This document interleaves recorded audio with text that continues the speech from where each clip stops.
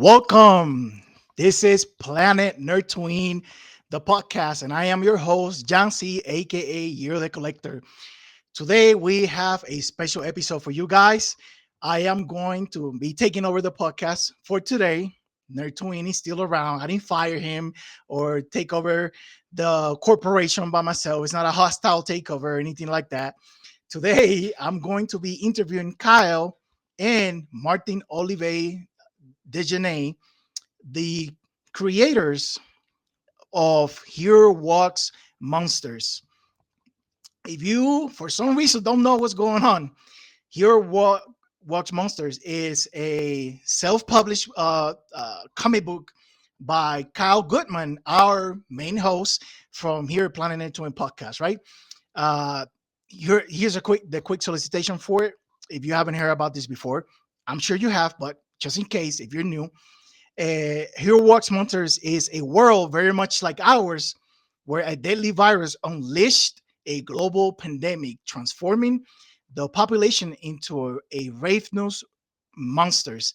As society crumbled, two companions embarked on a harrowing journey through the post-apocalyptic wasteland. And with that being said, I want to introduce the writer and creator Kyle Goodman, aka Nerdtooine, and our special guest, penciler, inker, colorist, Martin Olivier-Dagenais. Welcome, guys. Welcome. I am Hey! hey, I am so excited about this episode because typically we just get on here and rant and vent and just get on our soapboxes about comic books in general. But today I get to talk to Nerdtooine as a creator and to Martin as an illustrator, penciler, inker, as an artist. And that's very special to have creators in our platform to get into your heads and pick your brains a little bit about the process of co-creating and working together. So welcome to the show, guys. How are you doing today? Doing awesome. Before we do anything, I do want to send a shout out to Tyrone Jackson, the letterer of the comic. I'm going to get him on this show as well very soon because he is vital in this creation of this comic. Not for just because of his ability as a letterer, just he really saved the whole project. When he came on, it just Yes. breathed a whole new life into the project, and we wouldn't be here without him. So we're definitely gonna get him on Planet Nerdtooine as well. So before we did anything else, I wanted to say that out loud. So big shout out to that awesome man. Oh yeah. But we learned the hard way that that's not just a job. That's an art, actually. And that's why well, actually, Kyle seeked some help on that because I can do a couple of stuff, but that wasn't my bag of tricks. Well, and trust me, I as someone who can't do it either. You know what I mean? It's one of those things where it's like, all right, if you can't do it, I can't do it. All right, I guess it's over. And then John from Encased Comics was like, man, I'm working on a book too. How about you contact my letterer? And I was like, okay. And as they say, the rest is history. Let me tell you. I Go ahead, remember the first time you showed me one of my page, but lettered by Tyrone, and it really kicked it up like 10 notches. And the difference between what I did with the lettering and what Tyrone did with the lettering really put it. I would say I think he put the comic to be professional. Yeah, I agree. The final touch to make it like in the Marvel DC line. That's what he did. He brought us to be at par. Yeah, I definitely have to agree with that for sure. And I'll tell you from this side, right, from like outside looking in, when Cal received like the first couple of pages letter by the first person, It was that it was Martin. right. Martin did the lettering initially. Yeah. So when he showed it to me, he was looking for my opinion on how it looked, right? As a reader, as a collector, like as a friend. And I was like, it looks okay. Like I know what's there. I can read it, but I think it might need some improvement. And then when he sent them again with the letters from Tyrone, I was like, bro, yes, Yeah. this is it. This Yeah, is it. no, that's a comment. Yeah. Yeah. Absolutely. No, So and I couldn't have. That's the perfect way to word it. Like it's that is what put us as not just some book that was printed. This is yeah, a comic book. Yeah.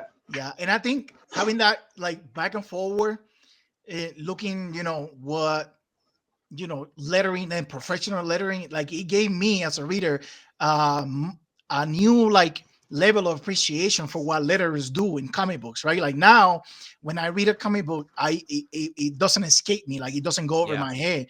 Like I see when they add like onomatopoeias to the background, or the way it's positioned, or the way it flows into like the setup of the like the paneling of the, like all of that just opened up my mind to like be more Oh yeah. perceptive of that stuff. And I'm And sure that you guys, you know, this being your first comic book, it was like a learning process, a learning curve for the No, we're both of still you. learning.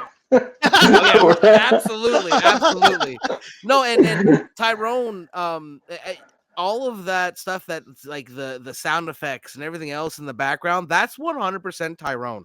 I don't include that in the script. He just does that, and it's fantastic. I mean, there was literally Yeah. one time where everything, almost every single thing he sends me is good from the jump. There was one that he had, the where it's the silhouette and he's hitting the zombies. You see splat. Initially, he turned it in with splat across the entire background, Right, and I I remember was that. like, I like it, but I think it takes away from the silhouettes. And he's like, you know what? I see that. Cool, and adjusted it like that. Next one, perfect. Like he's so talented, and it's to have him on this team. It really, like Martin says, it puts us in a league that we probably shouldn't be in because of our naivete and our this being our first book. I mean, we are working on issue 2, but that we'll talk about that later. But yeah, it's working with him is it's a joy, really. For me, it was the page where you see the where he pitches the grenade off his back, off his Yeah. shoulder. Sorry, because my French, I'm translating in my head. So he's pitching the grenade off his shoulder, and the way, like I said, Kyle said, not just like the lettering, but also all the like the bangs and spoofs and The all onomatopoeias. the yeah, all the Batman reference. So he really, the first time I saw that page with his work on it, that's Yeah. wow. That's the only word I had was wow. That's the page that really stood out for me as Yeah, bringing the book really to that level. that's one of the best pages of the entire book for sure. Where he throws that flashbang over his shoulder, like it's got his face dark and he's all looks all sinister, and it's got it is just so well done. And to be honest with you, that's not how that page was supposed to look initially. Like it was sort of like that, but I had a different kind of thought process. And then when I saw what Martin and Tyrone did, I was like, never mind, that's better. That is so much better than what I. Okay, we're good. Move forward. Let's go. That's so much better than what I thought. All right, cool. Okay, let me get here into the questions I'm gonna ask Kyle, and then Martin, and then if you guys want to bounce off commentary or your answers, or if this is really for you guys. Okay, so really quick here, Kyle, for people that might have not heard about Hero Walks Monsters, and this is their first time hearing about it. What was the inspiration behind this series? If you can tell us really quick. Yeah. So initially, this haul started from me seeing a story I wanted to tell. I didn't necessarily think it was going to be a zombie apocalypse story. I just wanted to see and tell the story of how far the human race could fall if society was no longer there to tell them how to behave. And then, you start going down that rabbit hole, like, all right, so it's got to be like a post-apocalyptic kind of feel for that to work. And then me being such a huge zombie fan, it just kind of made too much sense.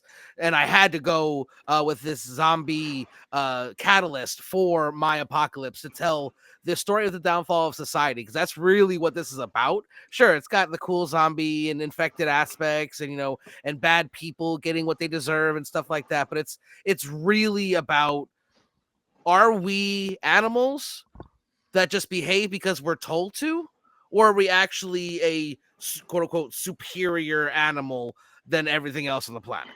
That's the story I wanted to tell, and luckily I put in a world very similar to ours, so that it can feel real to the reader, because it's gonna seem like it happened to us.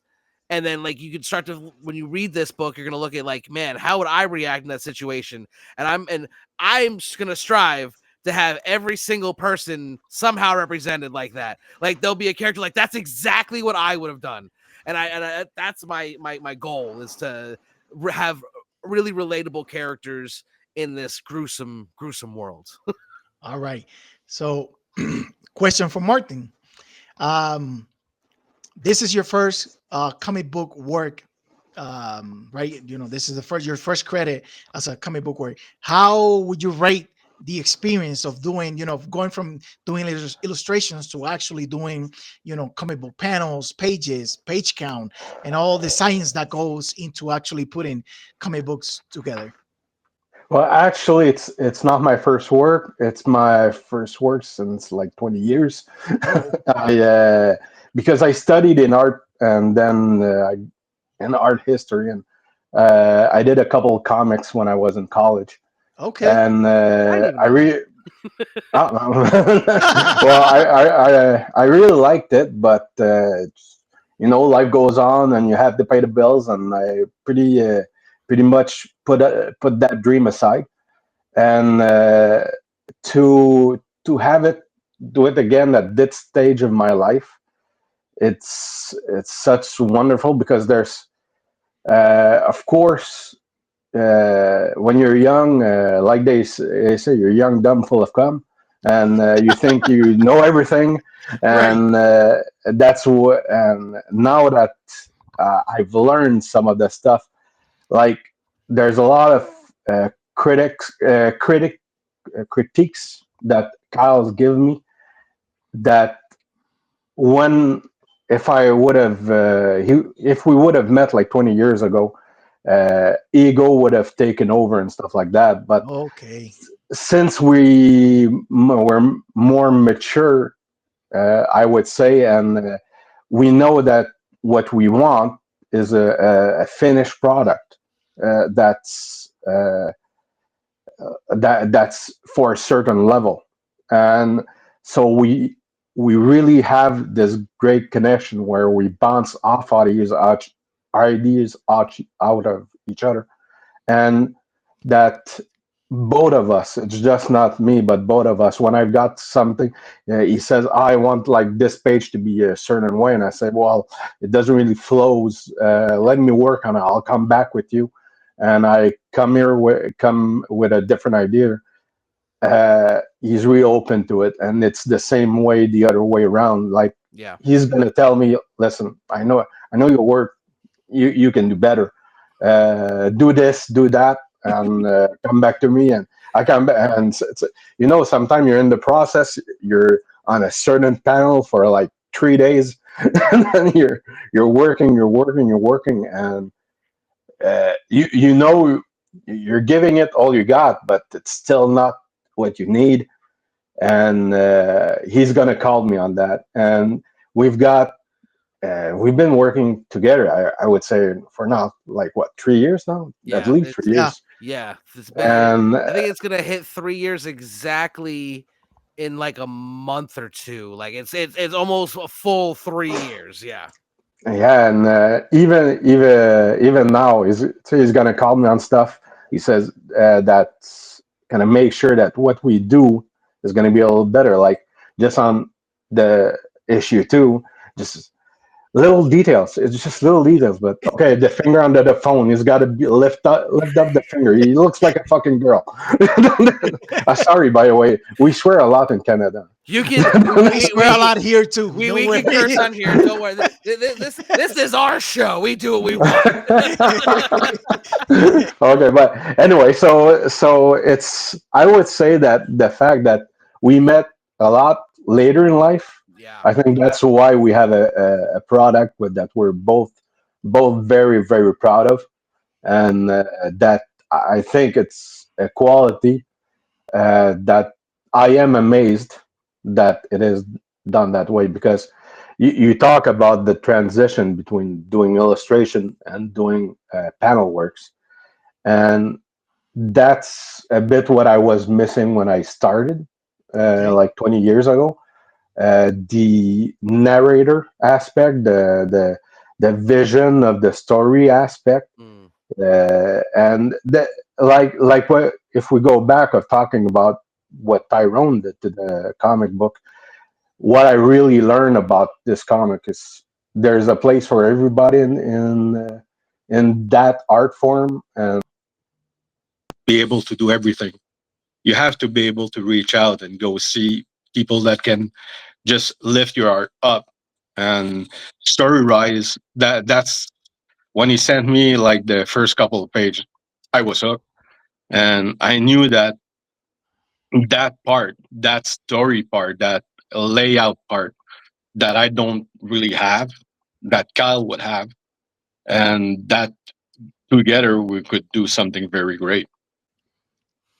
No, I definitely think I agree entirely. Like if we would have met freaking 20 years ago when because like I'm almost out of college now, 20 years, you know what I mean? So it's like if I was trying to do this then, oh my God, we would have butted heads so much and nothing would ever get done. But now we always, we know, like, and I have no, Martin, when we do this, I initially, write a whole bunch of pages and give it to him. What I'm doing now is literally writing page by page Okay. because we do so much editing while he's drawing it and creating it. Sometimes the panels, there's too many panels, wrong panels listed, and things just don't fit, and what I see in my head is just not possible sometimes. And that's not because Martin's not a great artist, because I'm out of my mind, so, so I try to I think of these things, and we can't do it, and then Martin will be like, hold on, give me, I'll get back to you tomorrow. And then he'll give me something like, never mind. That's right. That's what it was. I'm crazy and you're right. Let's move on. Next page. Like that's it's because especially that with, we can talk about this a little bit later too. With the first page of issue 2, we probably went through 30 renditions of that page. Well, Wow. at At least least. because At At least. least. it's Because like such an important.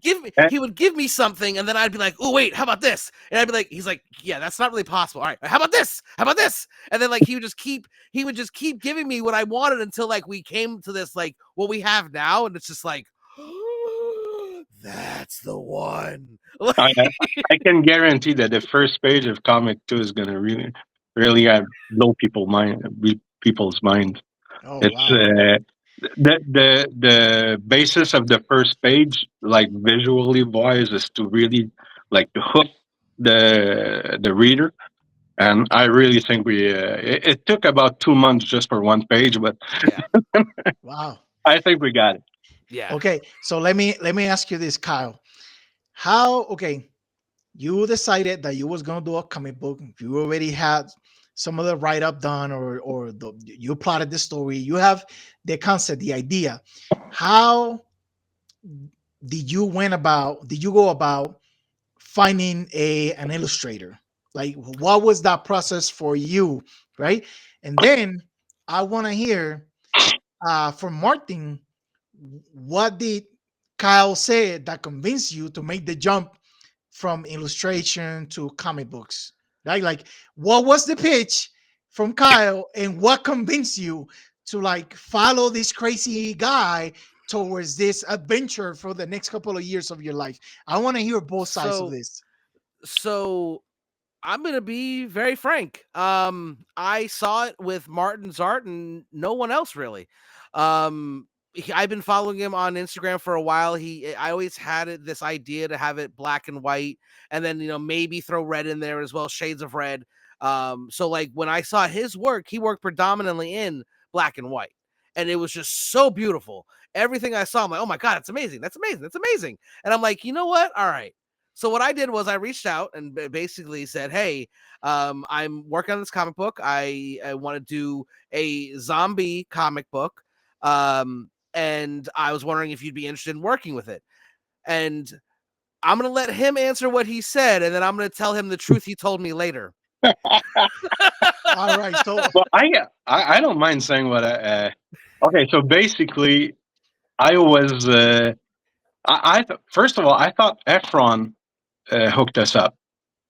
Ephraim, And yeah. Well, so he was the one who initially like showed me your page, and okay, then I just started following after that, and then everything you posted, I was like, oh my god, yeah, this is awesome. Because no, Ephraim, he's Past Point Comics, another one of the people who's been on this journey with us from the very beginning.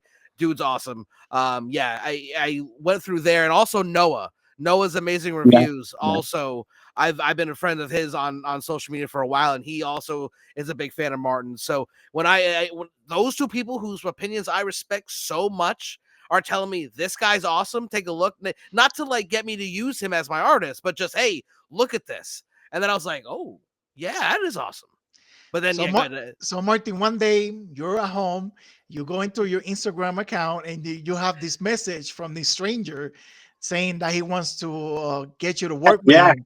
So And what was really funny? I was signing at that moment. I was about to sign with another okay, creator for another comic. I didn't know this. When when he reached out, so okay, that's I'm gonna be polite and say, yeah, let me see what you have. And he told me his pitch was a bit what you said. So two people during the apocalypse going.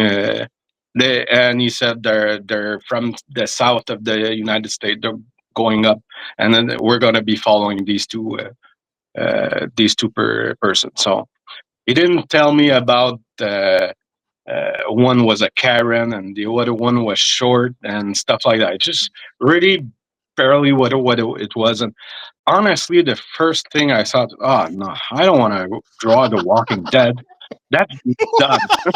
And I know that the way I draw is very right. like black and white, and that's because I'm colorblind. So I I don't want to toot my own horn, but being colorblind, I started to use a lot about to learn to use like the negative Right. space and stuff like that, silhouettes, and really like to push the black and white drawings to be just more than just a drawing, and to really make it like anyway. That's another thing. So anyway, when he contacted me, I said, "Okay, I'll look at it." So I remember it was a Friday, and I was reading like the first three pages, and I was, man, that's not a zombie. That's not a zombie book. That's two people insane. And I started to figure what he was talking about. So what what I was reading was basically what's happened to people if No there's no rules. laws, if there's no moral. Take all the Christianity, all the society's laws. Take all that. How will you act? And so, and the zombie part was just like the background. So I asked my wife, like, Debbie, can you read these? I think it's really good. And she hates zombie. She hates the one. She she watches the Walking Dead because Right. I'm watching it, and she just want to be there. But she hates all the zombie movies. So I knew that if she liked it, we have a winner. After the 3 page, she told me, "Ah, that's really special. There's something in there." It's so I didn't say anything to her. How would you describe the script? And it says, well, it's two people with. So it basically says they're fucked up, and everybody's fucked up. And how do you move on through all this? So yeah, that's exactly it. So I called the first people. I said, sorry, I'm not gonna do your comics, and they were really bummed. But I told them I got a better offer, which is basically nothing. But anyway, So Kyle stole but you from it's another book. We didn't I know didn't that. know that. yeah. Wow. This is honestly news to me. Yeah, I I told you that. I told you I was about to sign with Wow. another project that was kind of similar, but see, I didn't even heard about the other project coming out, so I think I There chose we the go. winner. Well, you know what it was when they couldn't have you. They're like, never mind, we're good. But Yeah. throw it They away. canceled the whole thing. I don't want to do. We're done. Scrap We're the done. scrap the project. Wow. Yeah. No, but he told me like initially like what he said. He was like, man, I don't want to do a zombie book. And then he was like, and then he came back and was like, yeah, that's actually not what this is. Yes, it's set, and this is what I was saying earlier. It's set in a zombie apocalypse, but the story itself was not from that zombie apocalypse. It's about the people. It's about how we would act in different scenarios, because there's so many different ways people react. Like some people would run, some people would hide, some people would think they're superheroes and go try to save everybody. You know, Right. there's so many different ways that people react in these situations, and I want to explore all of them, all the way from all the good ones, even all the way down to the most sinister and horrible, decrepit people in the world. Yeah, that's not And the So it's not the zombie zombies. let me ask you both. Let me ask you both. thing about the book. And when you see how people can be really mad, and I use that word lightly, and we only just begun because when we talk about, we're already like in issue 6 and 7 when we talk, Yep. oh, we're gonna do that, and that's gonna happen, and you see that the world is gonna evolve, and it's not evolving the right way, and not in the right Let direction. me see. I was gonna ask how is it working with each other, but I think you guys covered that already. What is each other's favorite part of the creative process? Like you as a writer and you as an illustrator, what is your favorite part of the creative process of putting a comic book together? So I would say, my favorite part is probably talking myself down. And what I mean by that is I start a crazy idea and then poke holes in it. How would that be realistic in this scenario? How would they get this? How would they get that? Is that possible? Could a human do that? I think of like crazy scenarios and I'm like, all right, how can I make this not work? And if I can get to a point where I've exhausted everything, and it's like, you know what, that could actually happen, then I start writing that part of the story, because I think there's a lot of crazy things you might want to do in a zombie apocalypse, but it's like, yeah, I want to go do all these crazy things, but how could you actually get there? Like if it's something you want to go see in a big city, is it possible for you to even get a car through there? Are can you even go on the highways to get there? There's a lot of different scenarios where it's just like there has to be a legitimate, grounded, real thing that makes this possible. And if not, I can't use it. So I think that's my, my OCD, like trying to poke holes in every single little issue that because I try to make sure there is no issues with my story in terms of like believability, or I mean, I know it's set in a zombie apocalypse, but like it's still grounded in a very real world. And that's my favorite part, probably is coming up with the stories that don't pan out, because I think those are really interesting thoughts. What about you, Martin? For me, uh, it's very different because like it's all start Right. with Cal. So for me, it's two part. The second part is pretty obvious, but uh, I would say when I get a script, when I get the page, because it's it's like I'm reading the comic Right. for the first time, and I have to visualize what he wants.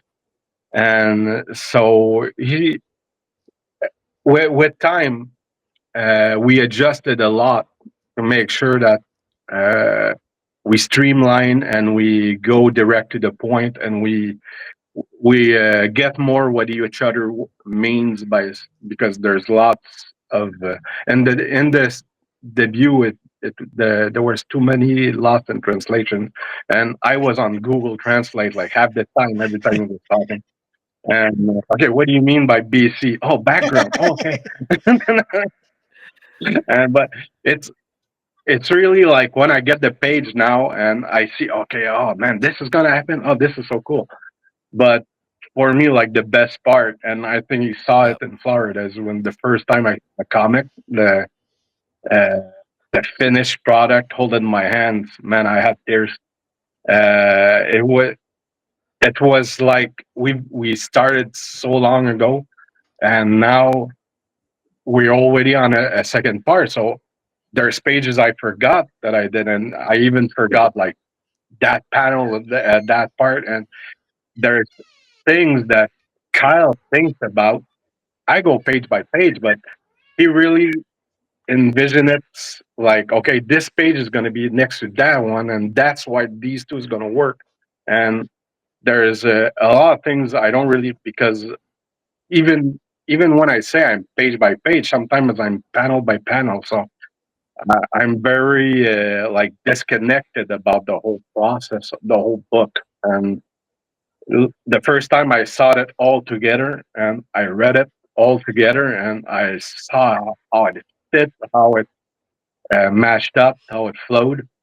Man, that was like the Yeah, best. that the page that he's specifically talking about, there's towards the end, there's like smoke, and I and we yeah, there's like smoke on these two separate pages, and I was explaining to him how I wanted it to look, and I wanted it to like it has to come up from the back as it's like flowing down, and like he I'm crazy, you know what I'm saying? Like so he has to follow my train of thought, and then when he saw it, he goes, "Now I see what like." He understood now my words, like what I meant by. He's like, oh shit, okay, all right, yeah. He kind of looked at me like you can't speak right, but yes, I see now. I see now what you meant by that. But yeah, I love writing it. Don't get me wrong, but like for me, sometimes it's so hard to get what I know. Like I can see the panels in my head, so and how to word that to a script so that he can figure out what's in my brain is sometimes really exhausting because there's a lot in there. I would say that all that part is was the hardest part of us working together, was to be able, because what I see to be put on a page and when he sees to be put on the page are so different. And to be able to match it up, to understand what each other wants, and to have it fit it. I think that was our biggest hurdle. I think we've got that conquered at least to some point, if not very well points. Yeah, even though when you say you fixed the problem, I come back to you 2 weeks Oh after. yeah, I didn't fix the So problem. You're right. Hold on, now it's fixed. Sorry. I was gonna ask Martin, and I think you already mentioned this briefly. Do you have any formal education in art or illustration? yeah, well, I've got my well, in Canada it's different. So I think it would be equivalent to a bachelor's in art and master's in art Okay, history. so Backwards. but you have formal education in art. That's pretty Yeah, cool. yeah, That's I pretty got a bachelor. Well, here it would be like my highest level is a bachelor's degree in arts history and a degree in okay. arts. Okay, that's pretty cool. You already, like I said, you mentioned it before, and it was already like one of the questions that I have for you. Um, Follow up question. You mentioned it being in Florida, right? And for those who were not able to make it, like myself, uh, during MegaCon in Orlando, Florida this year, you guys were over there together for the first time as creators, right? As comic book creators. How was that experience for you, Martin? Oh, one of the best weekend of my life, Wow. and it was one of the most draining weekends of my life. Uh, Honestly, it was really. It was like I didn't travel alone since about like Okay. 30 years. With my family, I've got my wife to so, and so for the trip. First of all, I was alone. It was a trip. I loved it. Not that Right, I was right, liking right. the family, but it was. But like we have Right. Comic Cons in Canada, thing like nothing like you guys. And it was my first like US Comic Con, and the site Yes. was huge, and the amount of people was huge. And I remember I was like there on the first day on the Friday, and he said, "Oh, that's nothing. There's it's dead right now." And I was like, "This is like our biggest day in Montreal." And the next day, when I saw like the Saturday. Yeah. Saturday rush, man, that was huge, and I was blown away. But every time you see people asking question about your comics and about your art and about what you did and what it's about, and people are truly interested.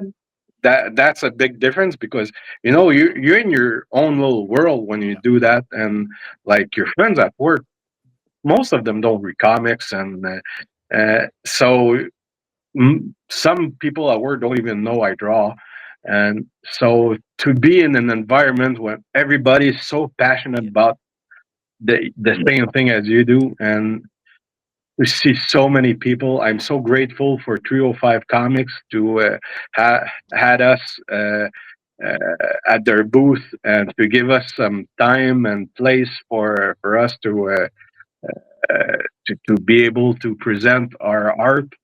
And I made a lot of friends there. So many friends, so many toes, like I said. An And inside joke. The it's 305 people. yeah, I want to send a big but, shout out to Tina Michelle of 305. She helped with the cover for both of my all three of my convention exclusives so far. And and just big shout out to that the whole group of them, and they know who they are. They're all amazing. And without them, I mean, we wouldn't have had a chance to even be there. So and we talk all the time about how blessed we are because, and I don't even use that term blessed very often, No, but you don't. I mean, as someone who is a understandably a very small creator, and I always say as both in stature and in size of creations, just to be able to be at a convention like MegaCon, have a official MegaCon exclusive, like in back-to-back years now. Here Walks Monsters is kind of like growing like year by year with MegaCon. And it's really it's gonna I think forever MegaCon's gonna hold a very special place in the lore and the history of and just all around soul of Here Walks Monsters, because it's been a big part of it so far these first few years. Yeah. Um, but I want to know, like, this was the first time you guys met in person. Like, you guys had, became friends, so you guys don't like each other. Like, tell me about that I hate experience. him. I hate him. He's the weirdest. No.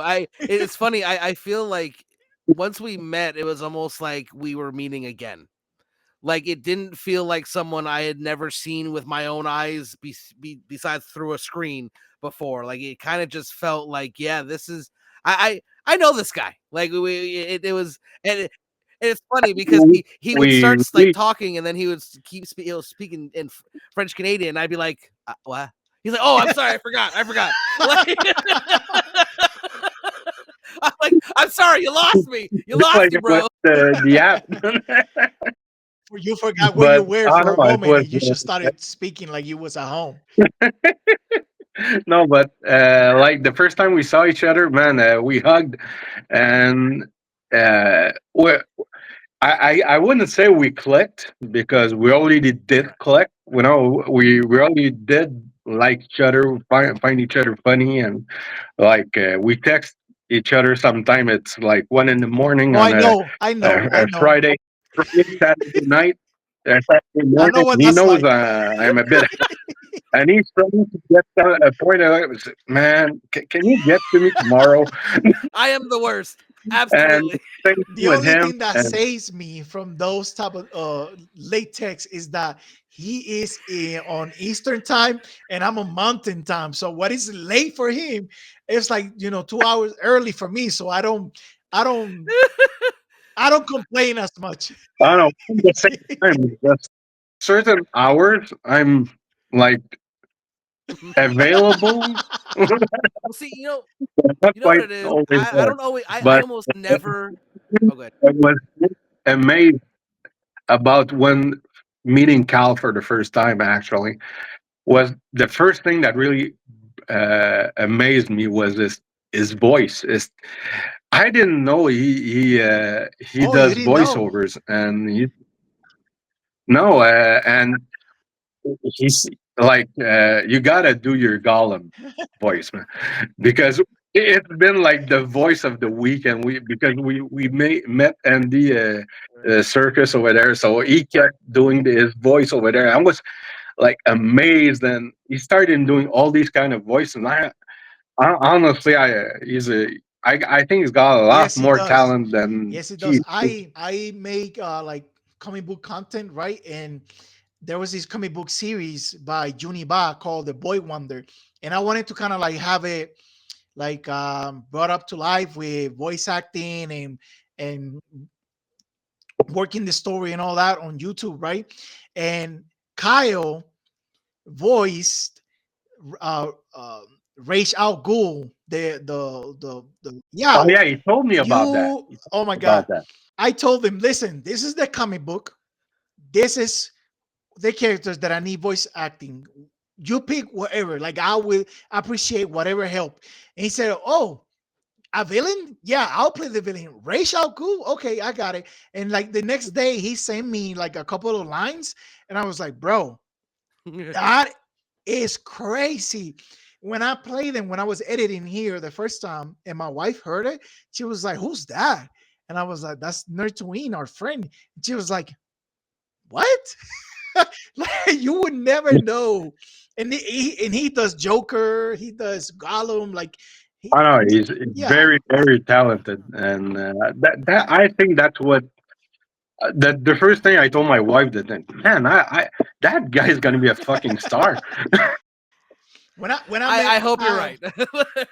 when I met Kyle the first time, well, the only time I met Kyle, I sometimes people through social media through their content, right? And it's I don't want to say they're like fake people, but they put on like a persona, an act, like they prepare their energy for the content they do, right? And I can guarantee anybody Yeah, that has seen Kyle only through social media, I can guarantee them that what you see on the screen is what you get in real life. That same energy, that same vibe, that same positivity. He's equally funny, witty in real life. Like it's an experience meeting this guy. That's what I would call it.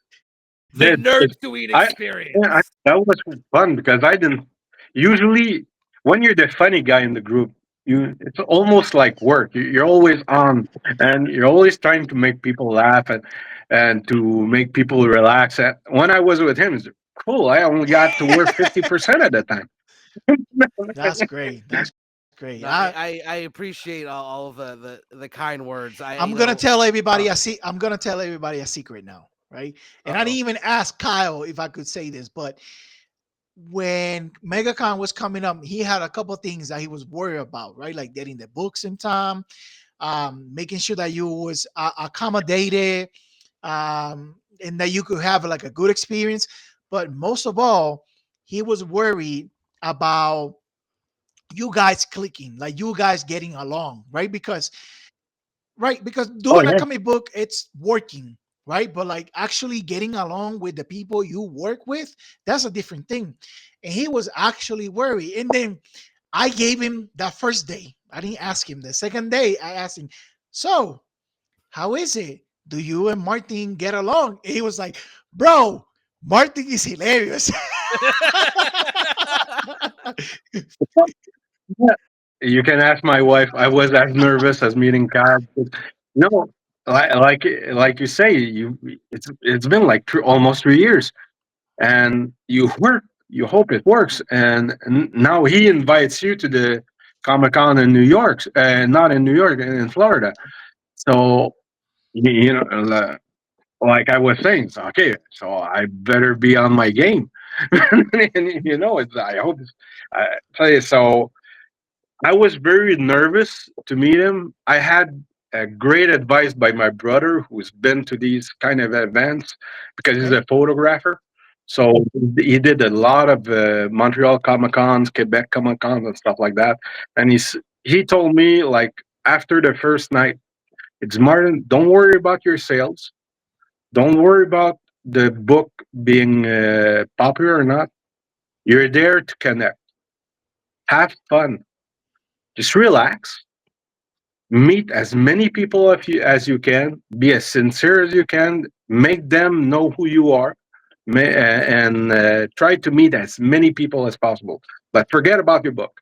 Oh, that's great advice. That was So great advice. yeah, so I automatically, like, the first day I was really nervous, like that Friday, and when he told me that on that Friday night, and I was like, okay, yeah, tomorrow I'm gonna have fun. And I had such a great Saturday, such a great Sunday, and I can't Cool. wait for next year. That's all I can I say. man, I oof. I'm gonna take the hotel room a lot By closer though. then, let's see, that'll be we should be a good way down this first little story arc by then. Who I'm thinking, I'm like, what issue that should be around issue 5 or 6. Oh, like, because like I said, we've talked, like, we have the first I would say 10 almost completely ironed out where we're going from here and here. It's just like I said, me getting my crazy onto the paper so he can turn it into something magical. But yeah, I'm conventions really give me so much like life's energy, if that makes sense to anyone. Like I when I go, it just charges my soul. Like what we got, like we both together went and met Andy Serkis. He actually, like, if you look behind me, this right here, right uh, uh, right there is a print that Martin did of Andy Serkis. So he made, there we go. So he made 3 of them, and we each got one signed, and we gave one to him. So what I did was I walked up and said, "For you, my precious," and he was like, what? Like, that was so good. And then we started, I told him, I was like, this is the artist for my comic book. We're here with my first issue, exclusive, everything. He's like, wow, that's so cool. I was like, I can bring you a copy if you want. And he was like, yeah, that'd be amazing. In the back of my mind, I'm like, Andy Serkis wants a copy. Oh my God. So then went back, got one that was triple signed, and walked up. And you usually got to wait in the lines, and then like the handlers look at me like, what are you doing? I was like, I told him I was gonna bring this back to him. I'm just gonna hand it to him and walk away. They're like, okay. So I said, here, remember I said I was gonna bring this to you. Here's my book, the triple signed by all the artists involved. And he was like, oh my God, he reached out my hand. Like, usually, celebrities, they're like, oh yeah, high five, or like, well, all right, I'll shake your hand because your hand's extended. He Right. reached out to me and was like, thank you so much. This is amazing. Oh, I'm so thankful. Oh my God. And I'm just like, hold on a second. Did Gollum just thank me? Did Snoke just thank me? Did, like, so many things that he's done? It's like, to have people like that look at you like, wow, that's awesome that you did that. And like DJ Qualls is the same way. Like, I told him about it, he was like, wow, that's freaking amazing. I mean, this guy's a legend. These are all legends that we get to meet in these conventions, and it's it really is one of those things that it's just like it just gives me so much energy and just so much power to keep pushing forward, and I can't thank those celebrities enough for how kind they were to the whole 305 team, and me and Martin, we were treated very, very well. Oh Let yes. me Oh ask yeah. you. All right, so here we're gonna change the tone a little bit. It's a little bit more serious question, and I'm asking because I'm somewhat knowledgeable in the challenges that the publication of this book has faced, and not because of the talent, of course, but part of being an independent means that you self-publish, that you don't have an agent, or there's no agency, there's no PR team, there's no printing, there's no distributor. Like, everything is done by the creators, right? How or what are the challenges that you're willing to share with us about self-publishing comic books? Oh, so many, so many, so many. This is definitely gonna be a cautionary tale. If you have, the means to do it or the will to do it, go ahead and try. It's when you are rewarded with certain, like when that the Megaton exclusive came in, and I got to hold the completed issue 1 in my hand like that, and the SuperCon exclusive that we did, it really is. It means everything. It makes all the work and everything so much worth it. Keep But going. it's I'm just tough. gonna go grab my copies really quick so I can Okay. show them on camera. Keep It's going. it's really tough, because as an independent creator, and me and Year talk about this all the time because he knows pretty much everything that's going on. Um, when you're a independent creator, you don't have a publisher that is there telling, like, using their power as a publisher to get things done. Sometimes you're a really small fish in a really big pond. And as we spoke last year, yeah, that's the first Mets, the ash can, the MegaCon exclusive. That is, ooh, that thing is so pretty. That's the SuperCon spot foil. So that's actually technically the first ever issue 1 print. Is technically that one. Just so anyone knows, if this gets, years later, it's like that one of those trivia questions. Where was Here Walks Monsters originally debuted? At Florida SuperCon 2024. Um, but it's tough because I don't have a publisher. I don't have a big buying power behind me to force people's hands and things. Like right now, I am working with a distributor. It's he's a new up and coming distributor, and he's got a lot of stuff going on in his life, which is also complicating things. But that's life. It's just things you have to deal with. But when it comes to the print shop, I mean, I've been going back and forth, kind of just waiting for my prints. They have everything. They've got all my information. I'm just waiting on them to send it, and I'm kind of floating almost dead in the water here because I have people who were supportive of the Kickstarter and backed them and really showed up for me, and it's hard because I can't immediately show up for them, and that's the MegaCon exclusive right there. Triple sign, dude. That's a baddie. That thing's bad to the bone. But yeah, being a independent creator, it every little bit helps, every little bit counts.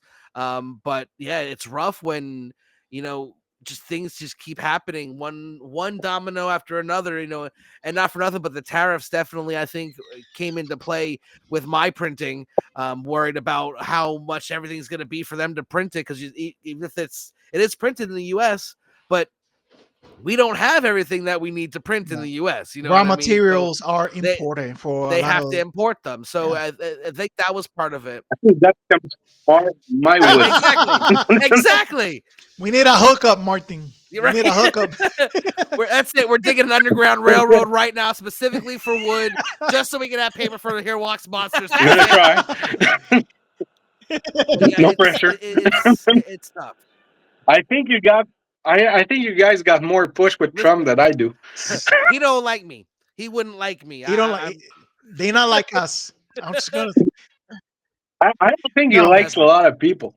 And I'm a foreigner, Yeah, so same. So we already disqualified to be his friends. We wouldn't make and it. and I'm almost We're not like comically to. short. So like it Yeah. would be really weird for him to see, is that a grown man? Like, why does that baby have a beard? I'm pretty sure But yeah, Nah. with the kid that he has, I don't think he can tell anybody. listen. I don't think he got the Well, right hold to on, shame hold on. anybody. He is the best golfer in the world. He wins every tournament. So I mean, we have to at least give him that. But Bro, yeah, bro, you heard when they publish Isn't his he like like 2000? I think he has the same height and weight as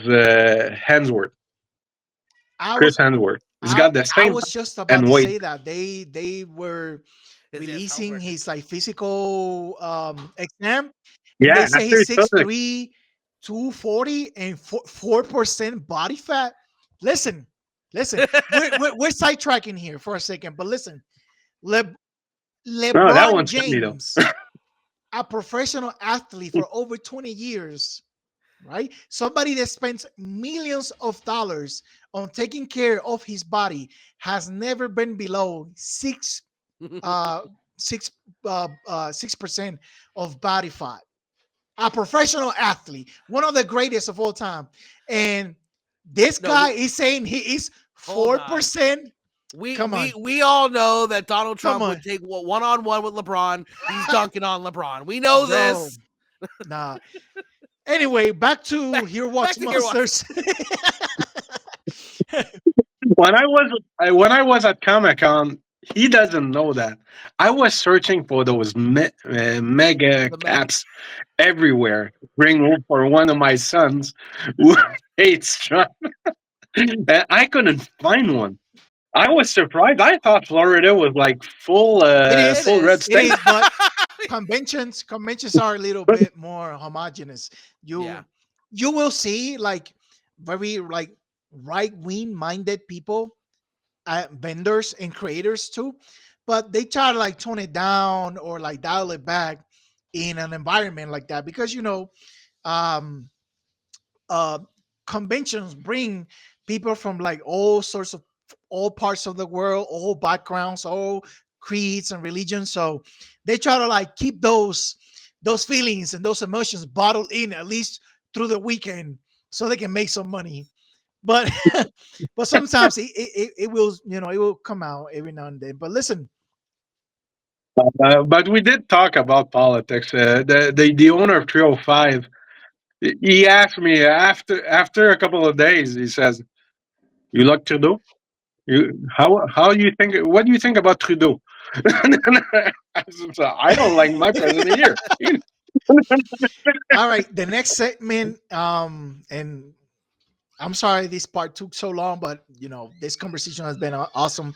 The next segment, you already covered the next question, which was how is issue number 2 coming along? But for what you guys have said already, the first page of issue number 2 is gonna be, it's gonna knock people's socks off, and you're already like plotting and working and talking and workshopping all the way through like issue 6, 7, and whatnot. So we're not gonna dwell into that too much.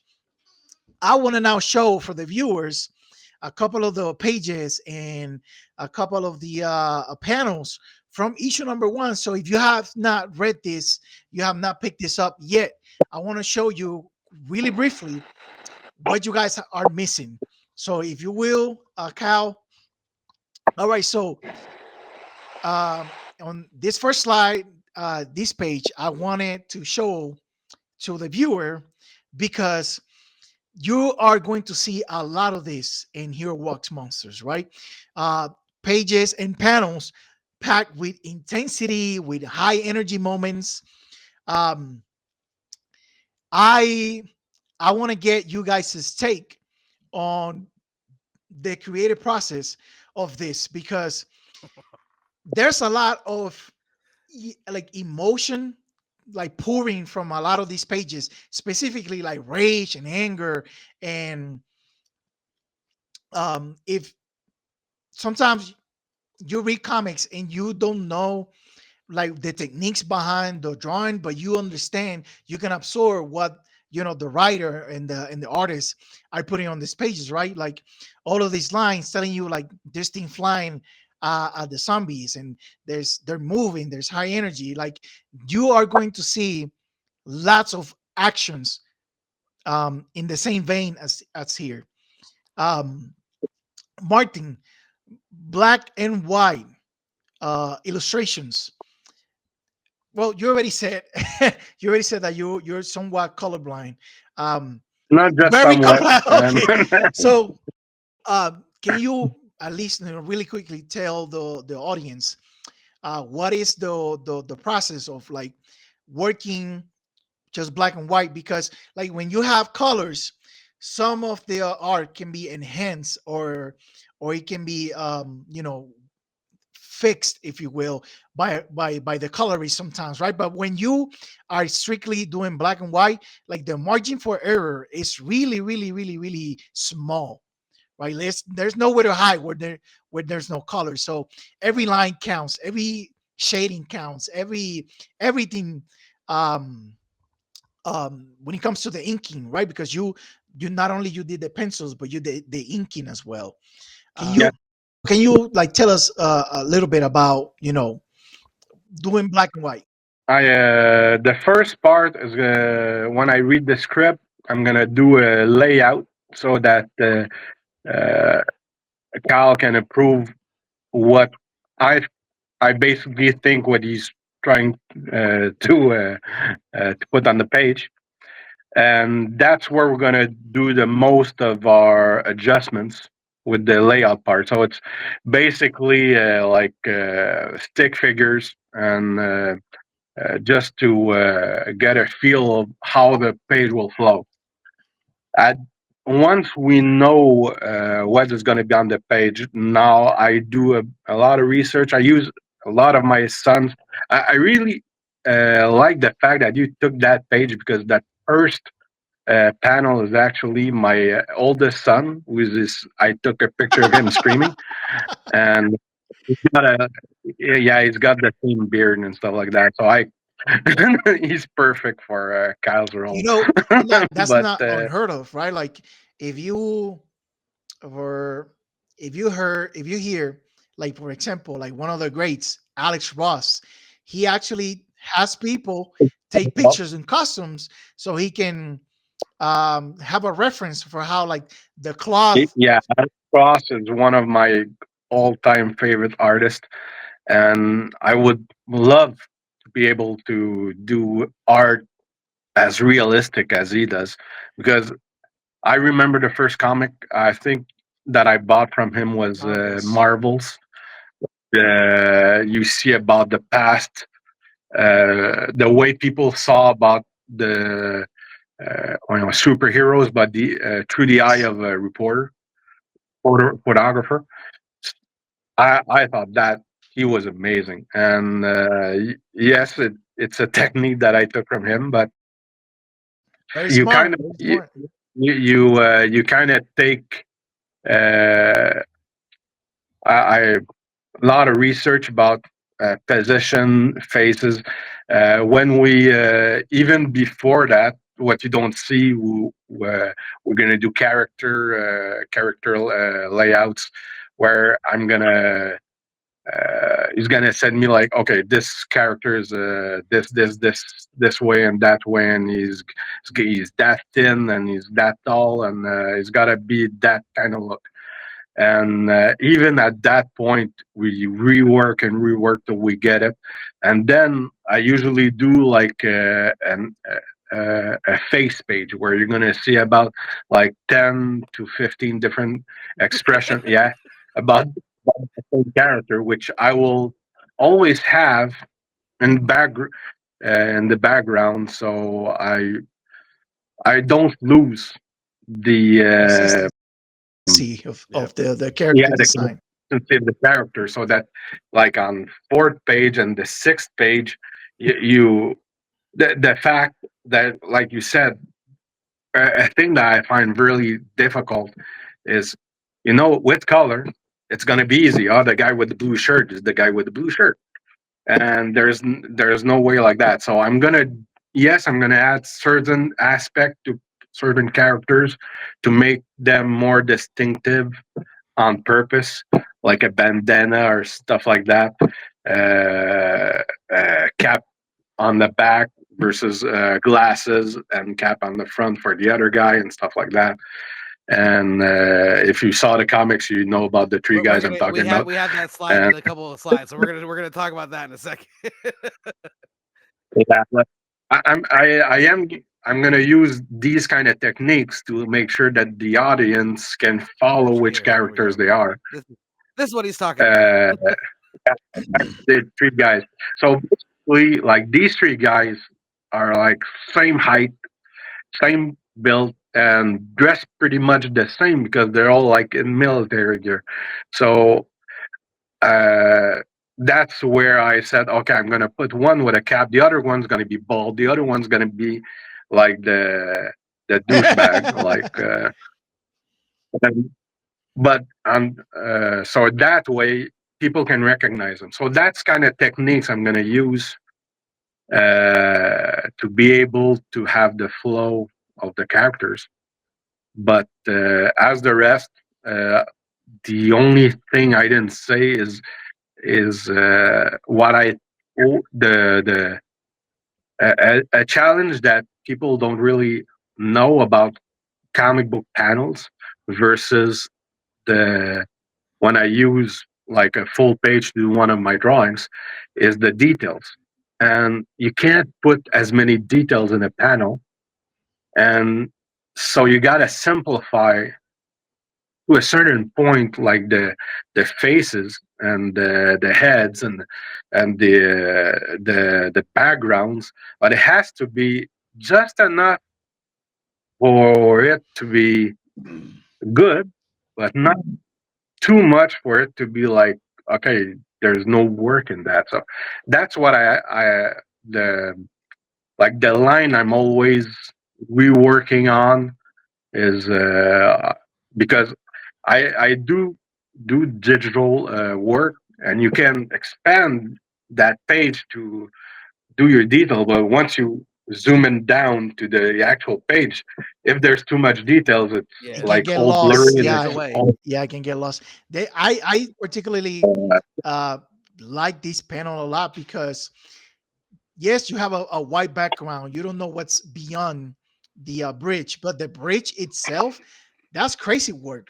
Like I don't know if you what technique you use to draw the that bridge, but that's very very realistic. And then I remember Kyle showed me this page specifically because I'm military. I'm a U.S. soldier, and he wanted me to like see like the weapon and the gear and all that. And I was like, bro, for like the first thing I it came to mind was like the perspective, right? Because like perspective, like force perspective, like having the barrel of the gun closer, and then as it backs away, the details are not lost, right? Like the amount of details that's in there. Like I could tell Kyle from the get go. Okay, this is it has a scope, right? It is a high zoom scope. It has a sight reflex on top of it. It has a laser, a PEC 15 on the side. It has a bipod on the front. Like I could see all of those things. Um, yeah. But like all that military stuff, that's because I'm a huge GI Joe fan, and but I got like all the guns. but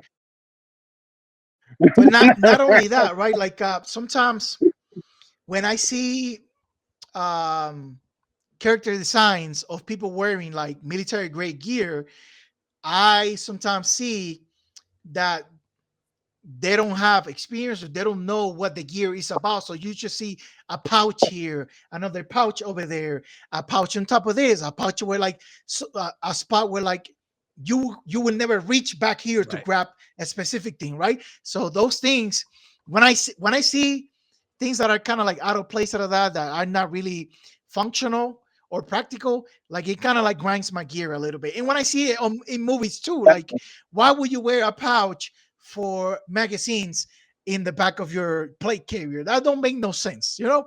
But everything here, I was like, Yeah, bro, this is really good. This is really good. And I started to, that's actually all the military. I was joking about the GI Joe, but To come back to my brother again, a gift that I still use and I used in the comic. He gave me about like 25 years ago a book of military weapons and military gear, and it's because I was always drawing the weapons. He's like Kyle. He's gonna no, that's not right. No, that's not right. Like you know how a big brother is. He's never gonna give you a compliment. So basically, he gave me that for Christmas, and he said, "Okay, so now when you're gonna draw a gun, you're gonna draw an AR-15, and it's gonna be like that, and it's gonna." So I remembered, like, oh man, okay, it's just I kind of learned that okay, when you gotta do something, you better do it right. Because I was just drawing a gun. A gun was like a barrel and a Right. handle, and that's what it is. And I still got that book. I used it for that. Uh, well, not that scene specifically. I don't know if you got it, but you're gonna see a silhouette of him shooting down, and that's exactly from the book that gave me Yeah, a I don't know while if I back. have it here in the slides, but I know what you're talking about because there's other scenes where like you get to see through the scope of the weapon, right? You get to see the sight. That's the one. That one is insane as well. Yeah, that's one of my But favorite panels when he's got the scope on the back of the head. Like you're looking at, it, you're like, "Yo, if I was looking down the scope, that's what I would see." That is yeah, freaking yeah, one of my favorite panels. We had to redo that page Oh like my god. 3 times because I didn't understand Yep, a word what I you remember meant that. or what you wanted that panel. It's like, what do you mean? I'm let me sorry, I see. don't understand. Let me see the next one. Let me see the next one. Let me see. I think it's the face. Okay, this one. I picked this one because a little bit of backstory here, right? Like a little bit of context. The main character, the guy, right? This is the other the other lead character. He just did something. I'll go back really quick. Not this one. I'm Like sorry, I hit the wrong one. I hit the wrong button. this I'm one. This one. sorry. He just did something that um kind of Wait, like open up the eyes of this character towards like who she's hanging out with. Like yeah, this is the first time. she This is the basically first said, time she gets to actually know what is in this guy's head because of what he did and how he's like verbalizing how he feels about the whole thing. And this face is kind of like it could be a meme because it has so much emotion. It says so much without having any dialogue, any word bubbles in it. Like you could tell how this lady feels about somebody based on just the portrayal of her facial expression. And I wanted to like highlight this panel alone. Um, yeah, so like with this person, she just watched her companion enjoy dispatching a whole bunch of zombies, and then she was like, "Yeah, I've known you for a while. Like you were never this violent." He just basically just goes, "You didn't know me that long." As he lights up, like, and she's just like, "What?" Like it's and Martin did a great job on this because you like you said there's so much energy in this. Like, look, you said you don't need a single word to know exactly what she's thinking there, and that is something. It's one of those things that I This so good. you guys don't know it. This is actually a picture of my wife when I fucked her, and I thought it was just perfect. it's perfect, man. This panel is so perfect because it's kind of like a snapshot of like a normal person's reaction to seeing other people behave and other people's actions in a world without rules, without laws. Like she is living in that world, but she it didn't hit her until she actually saw somebody behave in that way. She's Well, like I'm glad you bring this up, but what because when you first asked me about what like hooked me about this story, that's that panel actually I think represents exactly what Kyle was going for, meaning she is basically the viewer, the reader. And the way, anyway, in the first comic, the reader is kind of Karen, and you're kind of reacting like her about what Yeah. you see, Yeah.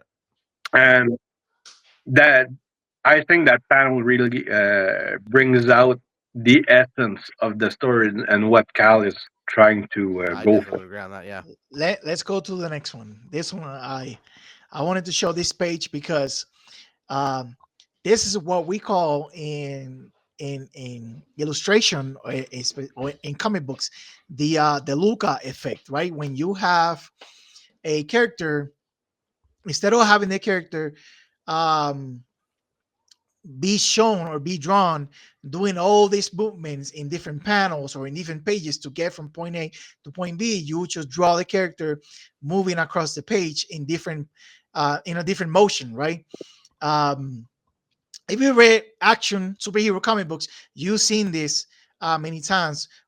What makes this um, special for me is the splatter of the red, right? Because you don't see what he's doing, but the splashes tells you, okay, he's slashing, he's cutting, he's gutting while he's doing all of this, right? You might not see the bodies, but the splashing, the spread of all the red, say, okay, somebody is getting chopped up in throughout this whole page here, and it looks crazy. Like this is one of my favorite pages in the whole Yeah. book.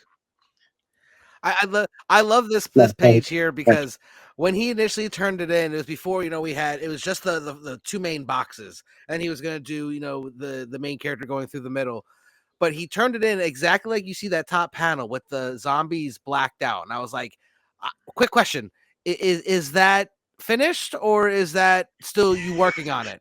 Because in my head I'm like, that looks so cool. Please tell me you're done. He was like, no, that's we're doing. We're gonna leave him like that. The silhouettes. I'm like, yes, yes, that is beautiful. And the way he came through with all of it just flows so well. I actually have that on my wall, behind me right here. That I panel see. is literally right there on my wall. That page actually, because it's the whole page.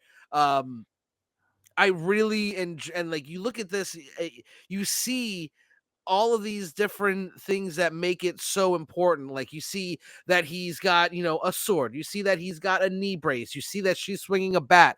So like, and you're on top of this truck. So as you see all these little things that are going to get that are part of the next few pages, because like that truck comes back into play. All those zombies are on the floor now. He's bashing in with a different weapon later. So it's just showing the versatility of the characters, and this is probably the most unrealistic scene in the entire comic because like and that's it's not unrealistic really, but like when we were coming up with this page, I was like, all right, I want him to do a flip, but like, I need it to look like a flip that a normal person could land. And Yeah, like and if it, then you showed me a Daredevil comic book. I was, yeah, sure. because I didn't know how to explain what I meant. I was like, this is the type of thing I'm talking about. And I showed it with Daredevil. He was jumping off a building against the wall, back and forth, and I was like, this is what I mean. He's like, oh, okay. But when he came back with the blood splatter, I was like, this page, this is I will put this page up with just about any other comic on the planet because this page is out of this world. Like it's just so well done. There's literally 4 words on the entire page, but you know exactly what's going on. Yeah, yeah, You in comics so many times you hear show, don't tell. Well, we showed a lot on this page and told very little. yeah. We literally just made one little joke. That's it. Yeah, I'll say this is an excellent use of the medium, right? Yeah. Of comic books for storytelling without without the telling, if you will. Um, I thought that was pretty cool. I just wanted to highlight it with um, for the viewers that have not yet experienced this comic book. Let's go to the next one. I think it's the last one. Yeah, this is the last one. All right, so this one uh, we got here an homage to a sequence, a very famous sequence from DC Comics from the death of the family, which is when the Joker killed Jason Todd, the Robin.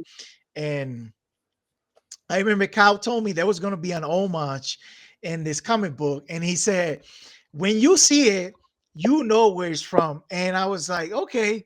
And he gave me no other hints. He didn't say anything else. I was like, "Okay." And then when I got the comic, I was like, "Bro, is this like Dead of Family?" Because I saw the crowbar. It was like, yes, I wanted that in my comic. And Martin delivered, right? Yeah. But at Uh, first, it wasn't. It was inspired, and I remember I said, you know, it's off. They're gonna see where we got the idea, but I thought that because that's the Okay. second version I did. The first version I did was the one that we thought would be like more of an homage, and I thought it was more of a Okay. ripoff. So I remember I came and said, listen, why don't we do it like exactly the same thing? Like he'll just pick up a crowbar and do like the same scene. And he says, well, let's try it. And when he saw it, Kyle said, okay, no, I understand what you mean. The first one was a ripoff. This is the homage. And that's how that actual panels I got And like that. came through. I really like in the first two parts of it, because in Death in the Family, Jason Todd is tied up, so Right. he's not fighting back. In this, the person that he's hitting is not tied up, so he would have to fight back. So it gave us reasons to have like the tear in the mask, and and a lot of these other, we actually showed like it was a struggle initially. And like I feel like what we did was, and I say this all the time, without these legends like Jim Starlin, like Mike DiCarlo, we wouldn't be here at all. Talking about comics, nevertheless making them. So I will always try and give homage and credit to those creators who came before me. Like this is a story that may be from my head, but it's all of these other great works that I've like taken in over the years that showed me and taught me how to write a good story and how to make an entertaining story and how to make things stick with people. Like these panels, I feel like they can really stand the test of time. Like you look at them, you're like, wow, these are so good. And I also, you even look at what Tyrone added with the little like the words, the spilch, like that was all Mhm. him. Bunk, The spilch, like bunk. that's all him. The That bunk is crazy because in like the original with the Joker, there's no onomatopoeias, there's no sound words, right? But his face is communicating like a lot there. In your guys's, the character has a mask, so you really can't see his emotion, but you can hear um, like the sounds of the crowbar hitting this other person with the onomatopoeias, right? So like the energy is there, like the intent is there, like and it comes across completely with the, it's like if the finished product with the lettering, especially in red, it looks insane to me. yeah. And I wanted to highlight it too in today's episode. um That was it. That's one of my, and like I said, I respect all of the greats that come before, and I try to honor their work by continuing creating a great story, so that maybe the next generation will be like, oh look, this is something I respect because of what they respected. I'm a big fan of comic books. I'm not just a writer who's just trying to make money. I'm not making any money. So I just really love comics. I really love storytelling, and I felt like this is a story that needs to be told. And with Martin's art, Tyrone's lettering, honestly, there's no telling where we're gonna go with this. I really do have at least 100 issues planned out easily. Um, so it's really just how long we can keep up our ability and push through and get the support we need, and and get backings and all of that, just determine how far we'll go. Yeah, we want to beat One One Piece. Piece. Easy. I'm coming for you, Luffy. I'm coming for you. Well, that's all the questions I have for you guys. Thank you for indulging me and telling me about this amazing comic book Here Walks Monsters. I wish, I mean, of course, I'm you guys' buddy and friend fan, so I of course want to see those 1,000 issues come to fruition. Um, if anybody has any questions about you guys' content work, where can they find you, Martin? Basically on Instagram at Martin O Dagenais. So that's All Martinodagenais. right. And Nerdtooine on all they, social media they platforms. they Like they that's they pretty know where easy. to find me at this point. If they're watching this show, they know where to If find they me. if they don't But find you, you will find them. exactly, Different exactly. account. But if you want to support either the channel or the book, Planet Nerdtooine is on almost every platform. Give it a follow. And Here Walks Monsters Comics is on Instagram. If you want to give that a follow, stay up to date on all the information that we've got going on. Yeah, I mean, Martin, as well as I do, how long this process can be, and how much work and energy and soul and passion really goes into this. And I think that the issue shows that.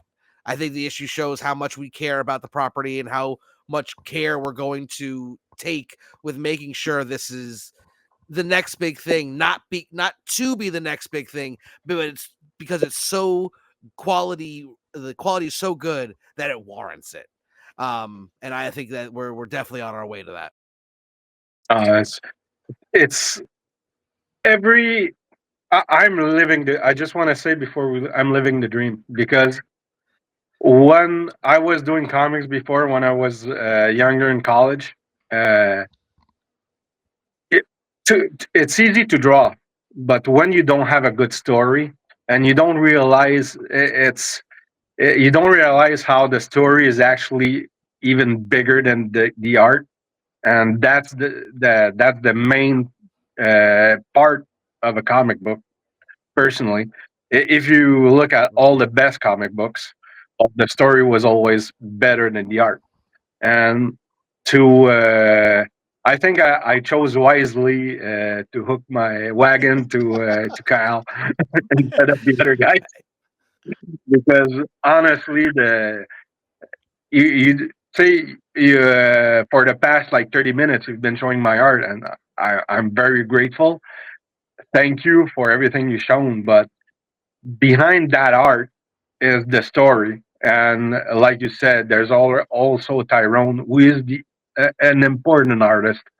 Uh, I know we've talked about before, but I've learned that like there's an art and there's a way to do it right. And I think that's what we have special that we found each other. That's the best.